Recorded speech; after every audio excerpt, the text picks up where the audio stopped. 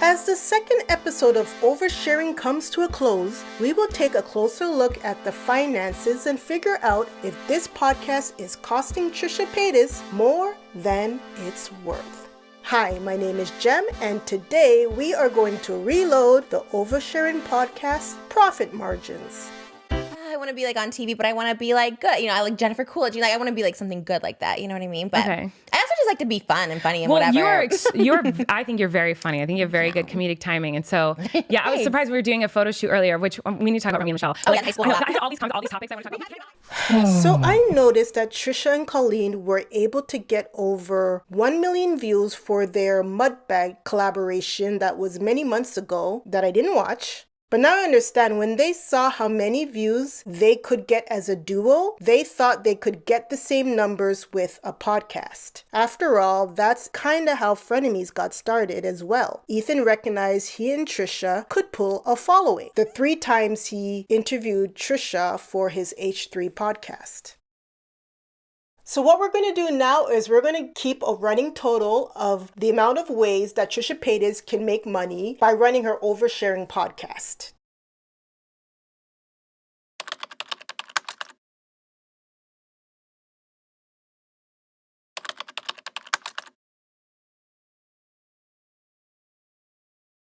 Before the Oversharing podcast and before Frenemies, TRISHA Paytas had her own podcast called The Dish with Trish. As she explained later on after it got canceled, it turned out she had made a bad business deal.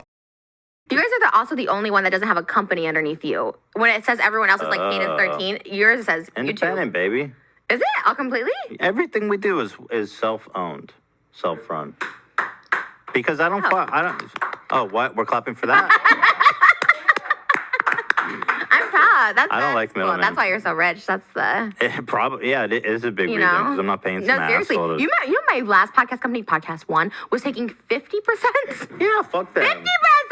Because all they do is like, we'll build you a set, we'll do this. They didn't. I built my set. I recorded it. I edited it. So what were they taking 50% for? What were they doing? I guess the ads. I guess they were giving me ads. Ad agencies take at most 20%. Yeah, they took 50% of it, but I did everything else. And then when they let me go, they fired me for not making enough money. But They fired you? Yeah. And they're getting 50%?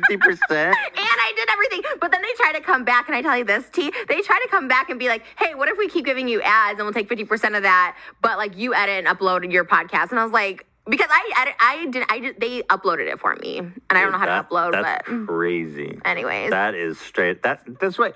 These middlemen, they're all the same. Yeah. They're so rotten. Now TRISHA is running the show. No more Podcast One to blame or Ethan Klein. Let's see how TRISHA does when she's in charge of her own podcast. Since TRISHA didn't make a lot of money with her Trish with Dish podcast, one way she can start to immediately make money on her Oversharing podcast is by using affiliate links. It's simple to do, and it's a way to earn commission on every sale if a viewer decides to buy something following your link. For example, TRISHA could have linked her audio equipment, camera, or any props that she used on the podcast, and if anyone wanted to buy whatever she was using on, let's say, Amazon, as long as they used her affiliate link, she would make a small percentage from the sale. I know, me too. I'm okay. And we have our dresses. Oh, I know. These are literally just from Amazon, but we should I have to admit, I'm shocked she got her dresses on Amazon. I've always applauded TRISHA on her cosplaying abilities. And if you like to cosplay as much as TRISHA, I found the exact Chicago dresses on Amazon, which has surprisingly good reviews. If you'd like to browse or buy, you can click the Amazon affiliate link in the description box below. And just like I explained, I'll earn a small commission with every sale. But y'all, let's do a little experiment and see if in the future TRISHA will start doing as I suggested and add affiliate links on her channel. Oh, and I also found the exact same Romy and Michelle high school reunion dresses they wore. And again, I even double checked. TRISHA is not utilizing affiliate links in her description box. But we'll keep an eye on this to see if it changes. But let's just assume she did all that I suggested, and for the end of the month, let's just say she made $1,000. Hey, that's a lot of money to make just by adding a description link.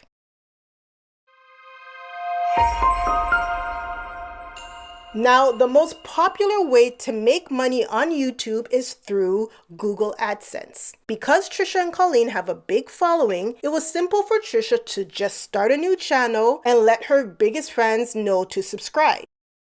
On YouTube, in order to start making AdSense money, you need to first have 1,000 subscribers. I'm sure Trisha and Colleen got that in no less than an hour. However, one more thing that's needed to start making AdSense money on YouTube is 4,000 watch time hours. So how did Trisha and Colleen accomplish this? Well, by putting up a trailer for their first podcast episode at over 2 minutes. And since the screenshot was taken at 10 days old, let's just assume that at the time she had roughly 120,000 people watch her 2-minute YouTube trailer all the way through. Doing the math, just by that alone, they would have just about reached that 4,000 watch time hours. Now, once a YouTuber gets 1,000 subscribers and 4,000 hours watch time, they can then apply to be a YouTube partner and get into the Google AdSense program. Applying for YouTube AdSense takes an average of a couple of days, but it can be longer depending on certain circumstances. Now, how do you get paid? YouTubers get paid by Google based on how much advertisers are willing to pay to get their commercials watched on video. This is called CPM, cost per milli. It's what the advertisers pay per 1,000 views. And of that money, YouTube keeps 45% and the YouTuber keeps 55%, which is the RPM. Revenue per milli. Each YouTuber's RPM varies depending on topics, content, length of video. Really, the only way you know what a YouTuber is making is if they showed you on their dashboard what they are making. And even if you see their RPM for one video, that doesn't mean they'll make the same amount for their next video. YouTubers like H3 have been in the podcast game for a long time, before the trend that you now see where big YouTubers are following suit. And why are these big YouTubers following suit? Well, they discovered that long-form content on YouTube has a bigger payout, even if you have less views. That's why you see Logan Paul, David Dobrik, before he got canceled, Tana, Dawson. That's why you see all these big YouTubers now go into podcasting. It can be very profitable if you know how to play it right. RPM is also determined by how long people watch your videos, which is called the retention rate. Yes, 1 million people could have clicked on your video, but did they watch it all the way until the end? There's a reason why Trisha and Colleen drag their podcast out to over an hour and a half. It's because they have the potential to make more AdSense money the longer they can have you sit through their podcast. I mean, at least when H3 clocks in at over 3 hours, it's because it's 3 hours of entertaining content. Not Trisha and Colleen. No, they rather go longer because then they will be able to make more money. Now, Trisha could have added the podcast to her other 4 or 5 channels, but the smart thing she did was create another channel exclusively for her podcast. Because this channel is not attached to her other controversial channels, she's able to get a good RPM rate. Again, let me stress, you never know how much another YouTuber's RPM is because it literally changes every video. And so I'm going to take a guess based on my own calculations, based on the length of their videos and the views that they have. And I'm noting that they started off with a high amount of viewers and it trailed off into their second episode. So let's just say they're on a little bit of a downward trend. For one podcast episode in AdSense, I'm going to put out a number and say it will put in a cool $5,000. Now let's multiply that by 4 because I'm assuming they're going to be doing 4 episodes a month, 1 a week. That would take us to a total of $20,000 in AdSense money per month. We're just getting started, folks. Next way to make money on YouTube is merchandise, merch. Did you all see how fast Trisha and Colleen were trying to nail down their branding? when we were coming up with names, one of the names was like something about cockroaches because we just won't die. List. You had like I had a list. I was like so excited. Yeah. But yeah, one of them was something about cockroaches because we just won't die on the internet. Like here forever. No matter how many times people are like, oh, get off the internet. We're like, we're here to stay. We love it. Yes. And like, we can't die. Like fans should be called roachies, manifesting it. They want to be called roachies because we said we were cockroaches. I like that. Is that the merch? We're like little cockroach hoodies. We're talking merch. I didn't even think that far. Oh, I do merch for like Moses. I had Moses as my homeboy for Passover. I'm like, let's do Moses merch. Like I love merch because I love to buy merch. I buy everybody's merch. Really? I buy everyone's merch. Like, Trisha did the same thing to Ethan, pushing to get merch out in the very early stages of Frenemies. Can I just say, I would kill it selling like I feel like when I wear Teddy Fresh, some people don't know what Teddy Fresh is. I know that's like hard to believe because I know Teddy Fresh is poppin'. I'm not going to take that away from you, but I'm just saying some people really do ask me like when I wore that mint and green, so many people were like, where's this from? They did not know it was Teddy Fresh. So I feel like I never had merch. You want to be a brand ambassador? Yeah. But Okay. I want to collab. Like I want to be Trisha Paytas by Teddy Fresh. Oh, you want to? Yeah, I think so do you care if we sell it on our website or if we just make it like for you?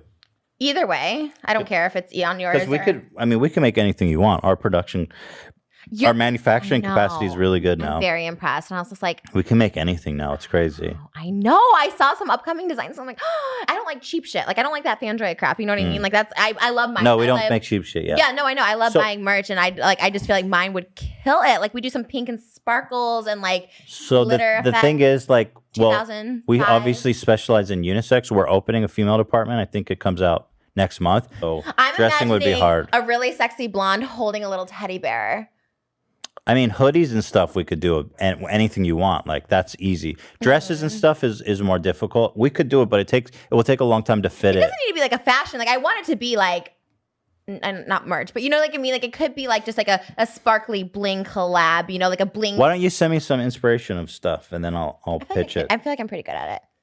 I'll come to a pitch meeting. If you want to sketch or just save some inspiration. Oh, I can have Moses sketch it for me because I can tell him my idea. Yeah. I want us all to take notice that Ethan Klein, husband of Ela Klein, CEO of Teddy Fresh, he who has all the connections necessary to drop clothing at a moment's notice, even he told Trisha to hold up a bit when she wanted to rush out with a clothing line. Ethan would know what he's talking about, and you would think Trisha would have learned her lesson. Ethan waited months and smartly used a lot of his profits from Frenemies to put into the Frenemy merch line, only to have Trisha quit the show a month before the clothing was released. But don't cry for Ethan. Predictably, once the Frenemies line dropped, everything was sold out. But even in the Frenemies clip, when Ethan wanted to mull over the idea to help Trisha with her clothing line, instead of Trisha waiting a bit to work with her future in-laws on her personal brand, you know, the people who knew the business inside and out, she decided instead to go ahead and partner with whoever that did Sad Boy 2005 clothing. And look what happened next. I have all the merch ideas. I actually did my Sad Boy merch, but I got like ripped off because I went with a company because I was trying to do custom everything. But I love merch. We've tried it so many times with companies, with whatever. I made no money on it. Yeah, okay. Yeah, her clothing line turned out to be awful. But I'm not mad at you, Trisha, because even with you saying out loud into the world that you make bad business deals, your fans will still be spending money on whatever it is you have to sell to them. So kudos to you. I already got rhinestone cups being made, so we have to last a few more weeks to get the cups in here. I'm going to gag. So let's just say, for argument's sake, that they have their Rochi clothing line all up and ready to go, and it's a big hit. Even if 1,000 of their already over 40,000 subscribers bought an item that gave the podcast at least a $10 profit, they'd have an extra $10,000 at the end of the month.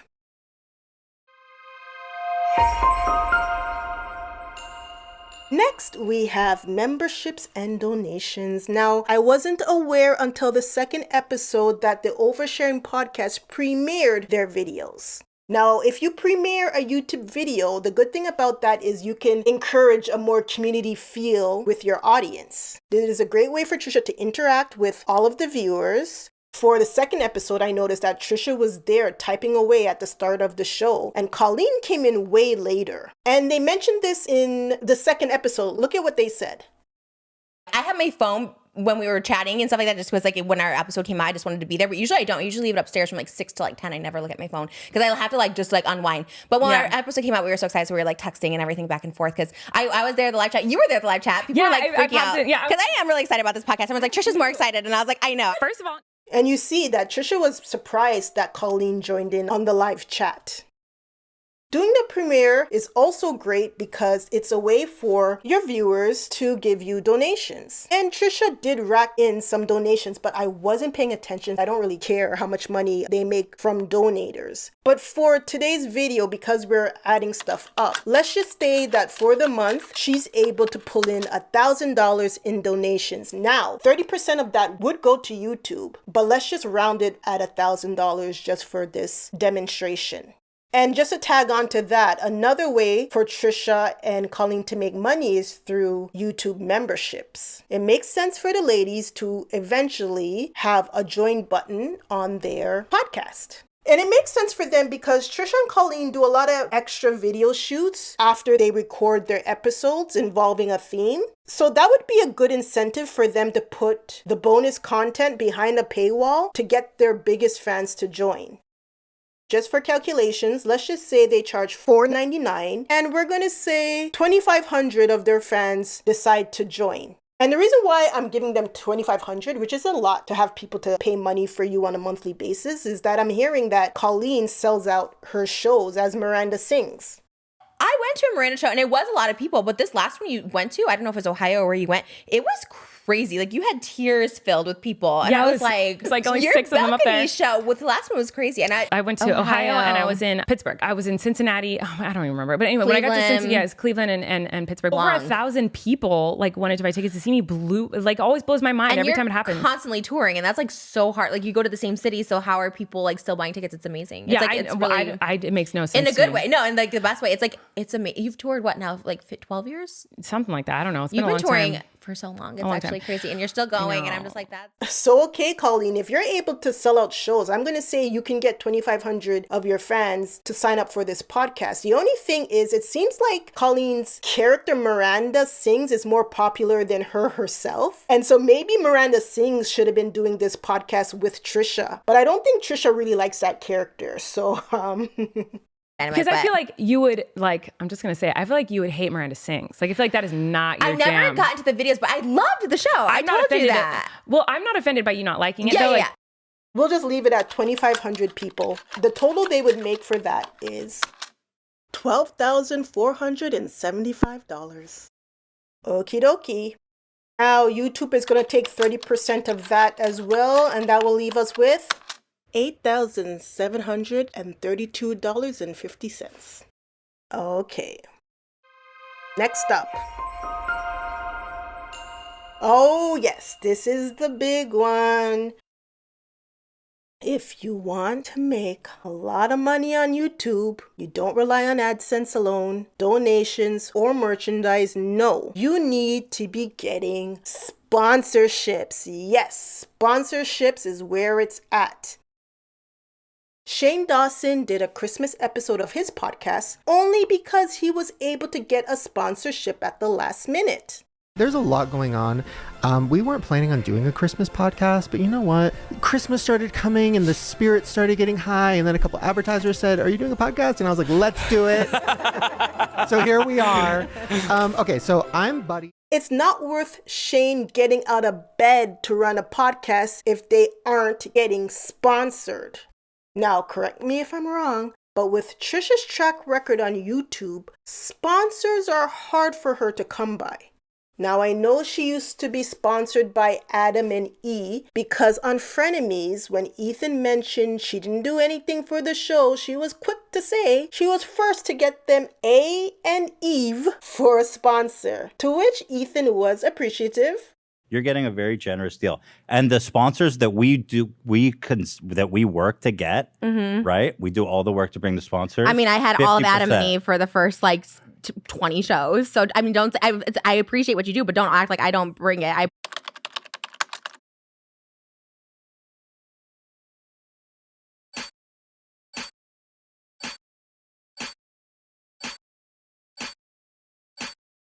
So check that out. Use code H3. It's our only sponsor right now, so please We're do desperate. it. Please support the show if you care about us. Still, Ethan was the one who brought in the big money and sponsorships. As he explained on Frenemies, Yeah, you brought Adam and Eve, and so that was one sponsor we worked with. That's which all was we had for awesome. the first And now we have a sponsorships. tons of sponsors every episode because it takes time, obviously to get the show up and pitching, and you get 50% of all of that. I feel like the deal you get is super fair. And I feel like it's so funny to me that Trisha liked to depict Ethan as money hungry on Frenemies, to which she attributed it to his ethnicity, when she is the most money hungry person I've ever seen in my entire life. She had some nerve projecting her love of money onto Ethan. Trust me, if Ethan loved money the way Trisha does, he wouldn't have given her the deal that she got. But I digress. When Frenemies ended, there were things she alluded to, and if you did the math, you could figure out what she was making on Frenemies. And if I told y'all now what she was making, you would faint. But I'm saving all of that for my Frenemies breakdown. For the Oversharing podcast, Trisha and Colleen need sponsors. And since Trisha didn't get any for her first or second episode, and she was quick to get on Ethan's case for not bringing in sponsors right away, even though they were making amazing money on AdSense. So guess what? I'm going to be tough on Trisha the same way she was tough on Ethan. Trisha, where's your sponsors? Why didn't A and E sponsor your first episode?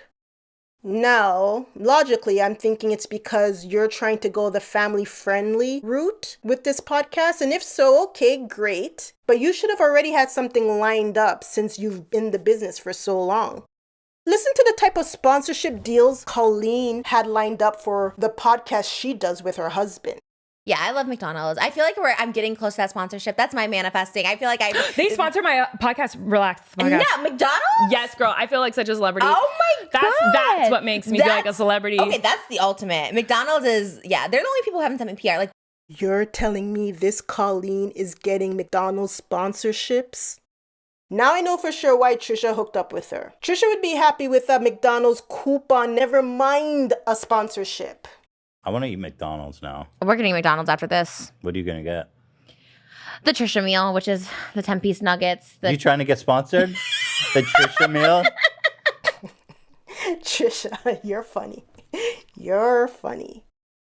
If they can command a dedicated family-friendly audience of between, let's say, 150 to 300,000 viewers, and a company is willing to sign a multi-episode deal, and my number is going to be a little bit low only because I've been hearing a lot of YouTubers saying that sponsorship money is drying up a bit because of the economy, okay? So because of that, I'm going to give them a 4-episode sponsorship deal at $25,000 for the month.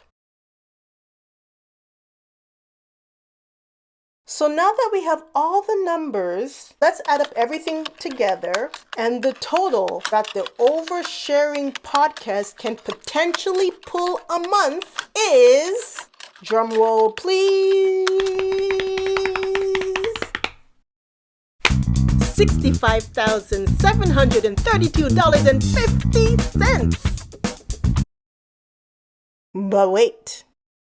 I really just wanted to punch in a bunch of numbers onto the calculator, but the truth is, Colleen and Trisha have no affiliate marketing, have no membership money, they have no merch, and they have no sponsorship money. And because of this, their real total is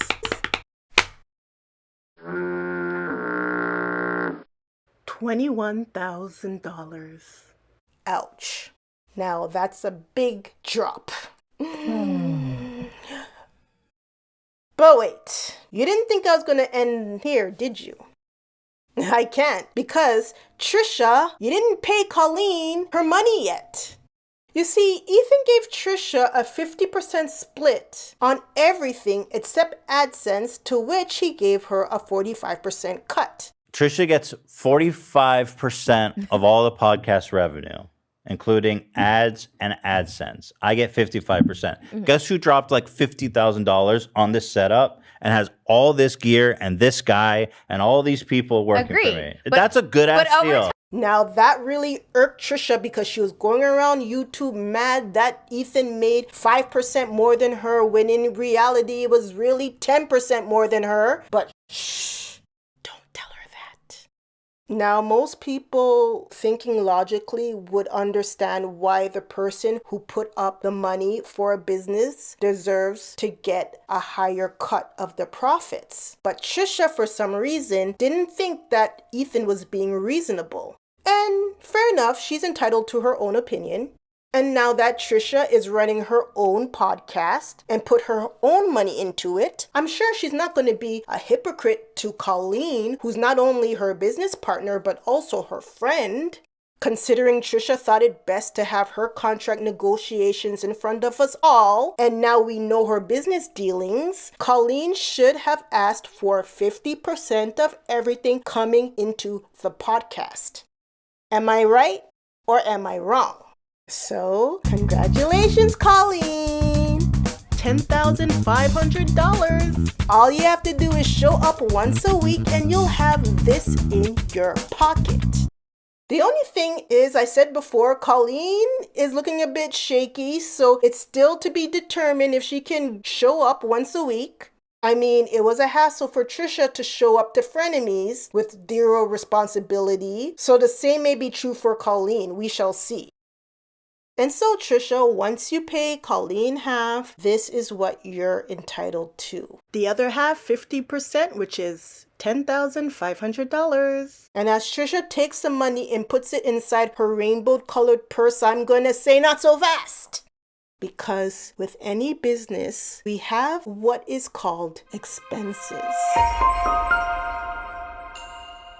And that didn't just stop at Colleen. No. Shane Dawson, who started his podcast to bigger numbers than Colleen and Trisha, talked about how much he was in the hole of his podcast. I did a video on this if you want more information, but here's a clip of what he said. The problem with all these things is, though, yes, it would be great to have a studio, to have setup lighting, to have an editor, to have all of these things, but it's expensive. Like, that's very, very expensive. That requires having a lot of advertisers. To sustain everyone coming is also expensive. I mean, to run the show is expensive. And I'm willing to pay. And here's the thing. I'm willing to put my money into this and like not make it back for a while. That's fine. I just want to know that like, if this seems strange to you that the Shane Dawson podcast with over 1 million views each episode is still not profitable, let's break down Trisha's podcast expenses. And yes, for expenses, first we're gonna have the set and props. For frenemies, Ethan just had some black curtains and a custom-made pink and brown desk that ran him $50,000. Guess who dropped like $50,000 on this setup?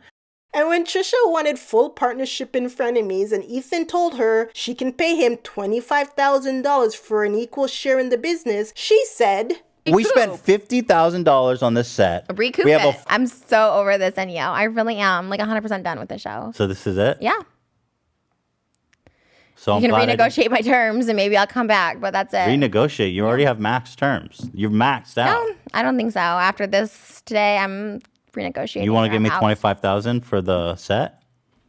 No. Ethan offered you a good deal, Trisha, and you wanted him to recoup instead of reaching in your pocket to give him a $25,000 buy-in into a business that ended up reaping so much more money. Now, I had some lovely people in the comments tell me Trisha said Moses built the Oversharing set, to which I replied, moving furniture around is not building a set. Imagine, ladies, when your husband calls you from work and asks you what you're doing, instead of saying rearranging the living room, you tell him you've been busy building. That's why these men get paid more money for the same work that we do. Yes, Moses did the equivalent of putting up some curtains and moving a sofa from one side of the room to the next, talking about he's building a set. Okay. Next, we have equipment. Trisha needed microphones, ring lights, cameras, and now all these stuff she probably had before laying around the house because she does do ASMR videos and she's done her own one-woman podcast before. What was it? Chemical something? Whatever she was doing, I don't remember. But I guarantee with the addition of Colleen, there must have been at least 1 or 2 or 3 things she needed to buy to add to this entire setup. So for prop set and equipment, and only because she might have had some of the more expensive items before, I'm going to just call it a cool $10,000. Ethan had a custom-made desk. I don't think anything here is custom-made, so you're going to get $10,000, Trisha, for your set. Next, we have electricity. No matter how you cut it, Trisha and Moses are using a lot of current running this podcast from their house. The mics, camera, ring lights, soundboard, AC, everything they're running is going to add to their monthly bill. Yes, I know about tax breaks, tax write-offs when running a business from home, but Trisha and Moses still have to pay out money for household bills, even if it's at a discount. Add to that, because Colleen is going to Trisha's home, Trisha has to provide food, beverages, and other miscellaneous things for her guest. We're going to get fast food right now. And that's what we're about to do because we're hungry. It was oh my gosh. David A. Flores, I think. I don't know, fast food they want us to talk about. So we're going to order McDonald's. I wish... So for the bump in electricity, food, and etc., I'm going to give them an extra charge of $500 a month. All right, next up, employees. Trisha couldn't wait to run up Ethan's extra 5% by urging him to hire more people to work on Frenemies on her behalf. But I'm not upset. I would text you. I would tell you if I was. It always comes down to, you get this extra 5%. And so because you're saying, why should I get an input on the employees? That's what you said. And because you brought up to me they that don't just work on Frenemies, they're my employees. Okay, but when I said that to you originally, you said, we pay the employees. They could be working on other things. So why don't we have Frenemies employees and I get input if we're spending 5% of the budget towards them? I think that's not what it is. That's what you said. You guys want to know something though? The funny thing is, Trisha wasn't all the way wrong on that idea. Yeah, but we'll get into that when I do Frenemies Reloaded. Okay, Trisha now has her own podcast. She can hire all the employees she wants. And who did she hire? Surprise, surprise, Moses! I hope y'all know Moses isn't working for free. You see him here with the camera. Moses is on her tax forms as an employee of the Oversharing Podcast. Y'all, I'm speculating, but it makes sense for Trisha to have Moses as her employee. I mean, he built the set. He's the cameraman. You got it. Yeah. That's it. That's the one. Yeah, he looks like a drone shot. And he's also the voice of reason on the podcast. I have a big forehead. I've always been big. Stop. Yeah. Okay, speaking of size comparison, you know, Mine's Moses is bigger than yours. because I have the biggest one. What? He's saying no. Moses. I have the biggest forehead. It's like actually a What are you problem. talking about? I've never thought that And my about you. hair's pulled back today, so look, Moses is agreeing. And there's no way Moses is working for minimum wage. No, sir, no, ma'am. Pay the man his due at $500 a day. This man will make $2,000 at the end of the month for his contribution to the podcast. All right, next up, as far as expenses, is marketing and promo. Promotion is rather easy since both Colleen and Trisha have huge followings on other social media platforms. They can use Instagram, TikTok, Snapchat to promote their latest episode. And that doesn't cost them anything. Neither does YouTube, which also promotes them just by showing their video on the home page. And what do you see first on the whole page? Yep, you see the oversharing thumbnail. Now, I don't know about Colleen, but Trisha doesn't do thumbnails on her channel, and neither does Moses unless he's learned, but I bet they hired a professional to do their thumbnails. That means with each release, they are paying someone to Photoshop their pictures. They also mentioned they have someone doing their trailers for upcoming episodes. On the teaser trailer, our editor Taylor was like, he's like, I'm gonna make it drama. I'm gonna take things out of context. I'm like, okay, don't do too much though, because like Colleen doesn't want to be like in drama or something like that. So he did the thing, and your first note back to him was like, it could be a little more dramatic. And I was just like, oh. That costs money, and let's also add an editor for their podcast as well, because I did notice cuts in the show. Editors and the like are needed for the additional recreation videos that they also do for their channel. Like this one that they did for the Romy and whatever movie. I don't know that movie, okay. But they did some kind of video promotion for it. That costs money for someone to edit that. You guys, listen to this. I saw a big YouTuber who does roughly 4 15-minute videos a month, and this man showed his expenses, and he pays his editor $3,000 a month. That's for a 15-minute video. Never mind Trisha's almost 2-hour podcast. So let me just give the same number and say that Trisha would also have to pay $3,000 to an editor. Also, they hired a photographer. Look, I see a photographer right there to capture their looks. And so that photographer is going to have to come 4 times in the month at $500 each time, will be a total of $2,000. And the editor and photographer combined, I'm going to make it a grand total of $5,000 for marketing and promotion. And last but not least, we are going to add costumes, hair, and makeup. I can't even be mad at Trisha for going all out with the look of her podcast. She has a vision. This is her outfit. It's from the Chicago movie poster. I don't know. I just love to dress up. Well, she has other people's visions, but boy does she know how to copy and paste an idea. Trisha's mentioned on Frenemies that she gets her outfits custom made, and she has her makeup team, her A squad that she begrudgingly shared with Ethan for Frenemies. You got up late. I know. I was sitting here ready. Who told you I got up late? I'm right. Our makeup artist. She's like, she's That's not none up of her yet. business.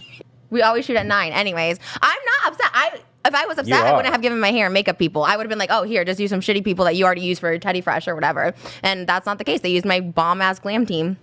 Her people are out of this world. First of all, Trisha has a beautiful face canvas to begin with. And then the makeup artist comes along and with a snap of a finger, Trisha is serving. You can't deny it.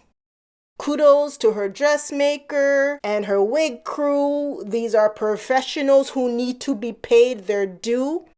You guys, the amount of money she's paying for these people, like I can't even compute, all right? Because in my head, it's a big number. But I'm going to just be very conservative right now because to me, she must be paying a fortune. But for argument's sake, in the month for 4 shows, I'm just going to say she's going to pay them $8,000.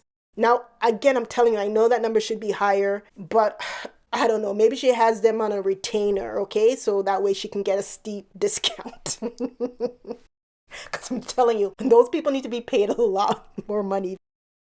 But now, if we take all the numbers for Trisha's expenses, Trisha has a take-home pay of